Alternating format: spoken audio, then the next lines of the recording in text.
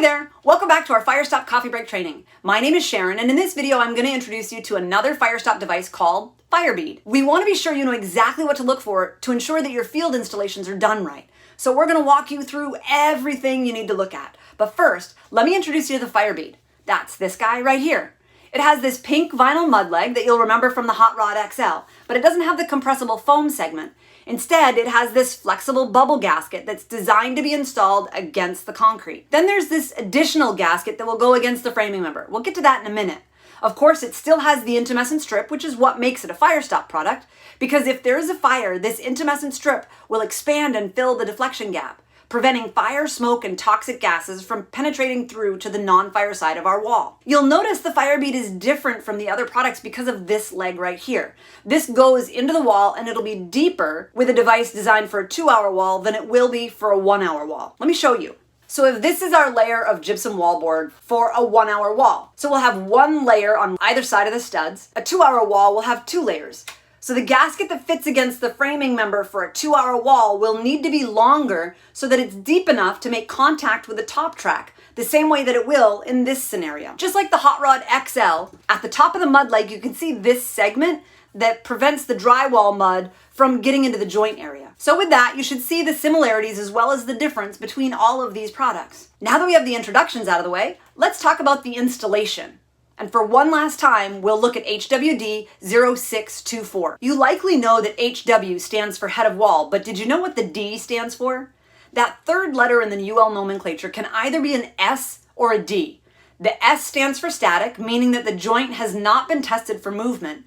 The D stands for dynamic, meaning it's been tested for maybe class 1 or class 2 movement, the way we've seen in the details we've been looking at. If you want to know the difference between class 1, class 2, or even class 3 movement, you'll want to watch the video on movement. Now there's a lot of information packed into that video where we explain how the movement tests are conducted, what can go wrong if you don't coordinate your structural movement with the Firestop installations, and we go over how to do that, and some steps to ensure that your project runs a little more smoothly. At this point, you know to check the size and gauge of your framing members when we're looking at your walls. You know to ensure that the installers are using Type X drywall.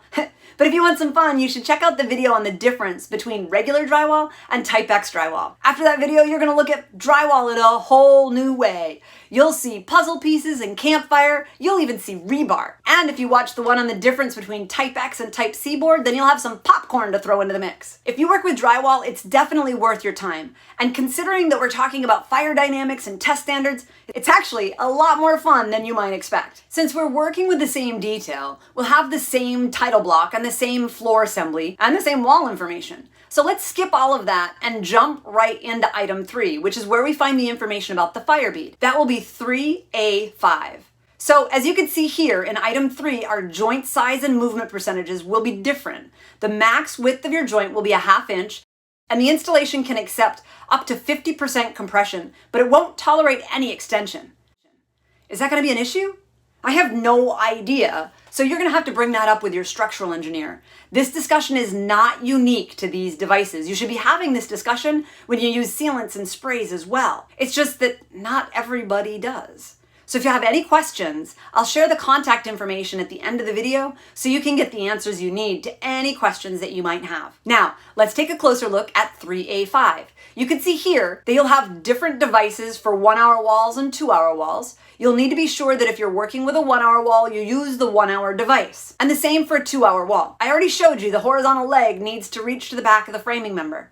If you're reviewing this installation, you'll want to check this before the installation is complete so that you can avoid destructive testing. But if something does get missed, here's what I would suggest you do. You know the device comes in 10-foot lengths, so find the butt joints and you can pull that out and check the length of the horizontal leg. But there's no need to pull out a knife and cut anything like you would with sealants or sprays because you'd cause irreparable damage to the device. If you find a seam and pull the segment back, the drywaller can easily repair the finished application if it's exposed, and if you're lucky and it's above the ceiling, then it'll be even easier to check. One last thing on this, because your rated walls are going to have corners, and the installation will be a little bit different. So we want to be sure you know what they should look like, because the Fire Bead is, like we said, a little bit different. The inside and outside corners should run continuous by making a small cut in this short horizontal leg and bending the fire gasket profile inward or outward so that it can attach firmly to the framing member.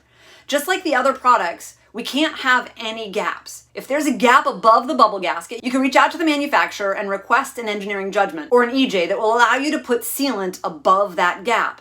And of course, you need to be sure that the butt joints are tight. One thing we forgot to mention, if you're in an environment with extreme temperatures, such as Arizona summers or northern winters, you'll have to be careful if you're using traditional Firestop products, because if they reach temperatures outside of their handling range, the product may not perform as expected. Some projects put trackers that monitor the temperature during transit from the manufacturing facility just to ensure that the material is not compromised.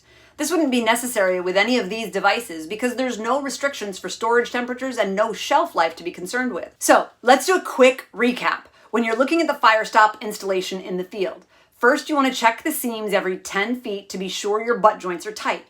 You'll want to check that the corners are not rounded so you know that they're properly notched, inside corners and outside corners. Firestop is required on both sides of the wall, so check both sides. Check the movement requirements for your project to be sure that you know what size joint you'll need to have to accommodate whatever the movement requirements are.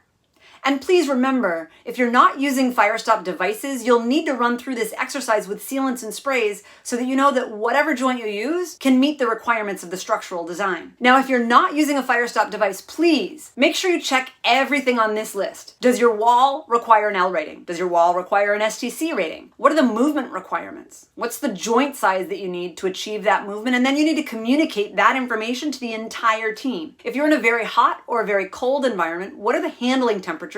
And how is the material being stored? What's the expiration date? Watch the other videos for the products that your team is using to make sure that you know all the tips and tricks so you can make sure that you keep your project safe. Wow, and with that, we're almost done with this series. I have a question for you before you go. Can you use this Firestop detail on a shaft wall assembly? Think about it for a minute. What do you think?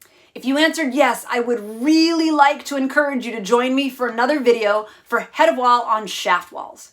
I know when we looked through item 2, it said that you could use this detail for any U400 or V400 wall, but when you look at the rest of the information in item 2, it did not list shaft liner, and it clearly has 2 layers of 5/8 Type-X drywall on either side of the wall with devices on both sides of the wall. You're not going to be able to install a shaft wall assembly the same way. So if you want to know how to do that properly, you'll have to look at a detail for the shaft wall application. Please do that. If you've never heard this before, please know that this issue is not unique to Firestop devices. The same will hold true for sealants and sprays. If this whole discussion makes your face squinch up because you aren't really sure, then I want to ask you, think back about your last project or maybe your current project. When the installers were Firestopping shaft wall assemblies, did they do anything at the shaft liner or did they just Firestop the finished layer of the wall? Maybe you thought the J-track would stop the fire, so it doesn't need any Firestop. I've heard that from contractors in the past. And if that resonates with you, I have to tell you, the shaft walls, which are critical life safety issues on any project, if that's what you did on your shaft walls don't meet code. And if this leaves you with a pit in your stomach, then I have a solution for you. I'd like to invite you to join me on the series for shaft wall assemblies, regardless of how you want to Firestop those joints. When you're done with the shaft series, you will know that you're doing it right. And the best part is, if your contractors are doing it wrong, you don't even have to explain it to them. You can just have them watch the videos. And then they can pick whatever solution they want to use: sealants, sprays, or devices.